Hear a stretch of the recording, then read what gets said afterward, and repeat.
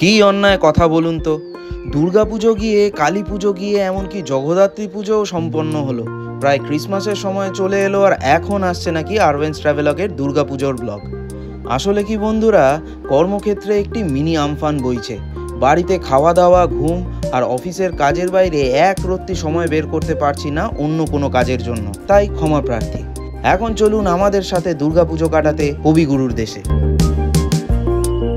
বোলপুর পৌঁছানোর জন্য আমাদের আজকের বাহন 22309 হাওড়া জামালপুর বন্দে ভারত এক্সপ্রেস, যা হাওড়া থেকে 7:45 ছেড়ে বোলপুরে পৌঁছবে 9:13-তে। ট্রেন যথাসময়ে প্ল্যাটফর্ম ছাড়লো, আর এই 8টা নাগাদ সার্ভ হলো গরম গরম চা ও কুকিজ। আর হ্যাঁ, জলের বোতল তো ছিলই।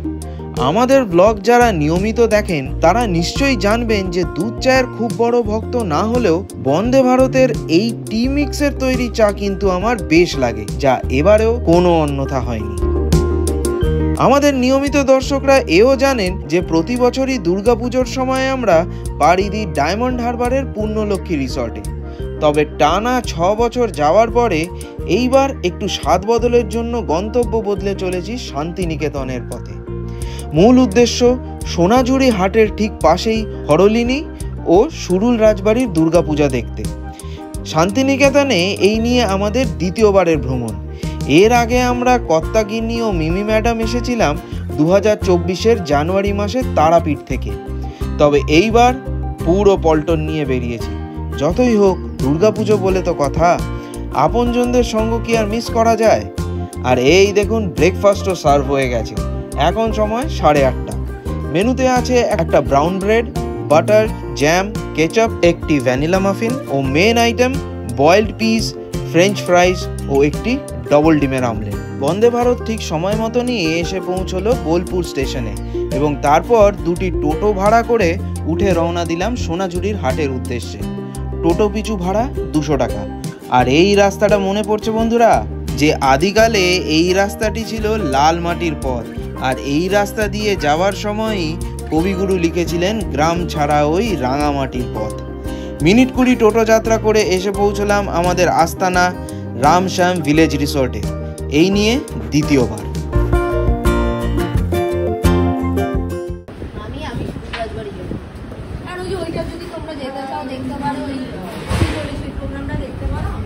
তো বন্ধুরা, হোটেলে তো পৌঁছে গেছি। চেক ইন এদের 12টা থেকে, তো এখন হবে না। এখন সবে কটা, 10:30, 10:17 বাজে। তো একটা ঘর পেয়েছি, সেখানে আপাতত লাগেজগুলো রেখে একটু বেরিয়েছি। দুঃখের বিষয়, সোনাঝুরির হাট থ্রু আউট দুর্গাপুজো বন্ধ। মানে রামশ্যাম ভিলেজ রিসর্টের সামনে যে সোনাঝুরির হাটে যেসব দোকানিরা বসতো সেসব বন্ধ, কিছু নেই। তো বললো যে শকুন্তলার সামনে কয়েকটা দোকান আছে, তো সেই উদ্দেশ্যেই যাচ্ছি।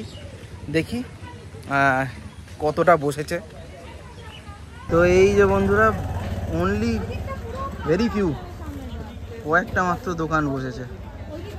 ওকে বন্ধুরা, সো জানতে পারলাম যে রামশ্যাম ভিলেজ রিসর্টের সামনে পুরো এরিয়াটা পার্কিংকে দিয়ে দেওয়া হয়েছে দুর্গাপুজোর জন্য। আর সেই জন্য সোনাঝুরির হাট অ্যাকচুয়ালি তুলে দেওয়া হয়নি, সেটাকে রিলোকেট করা হয়েছে শকুন্তলার সামনেটায়।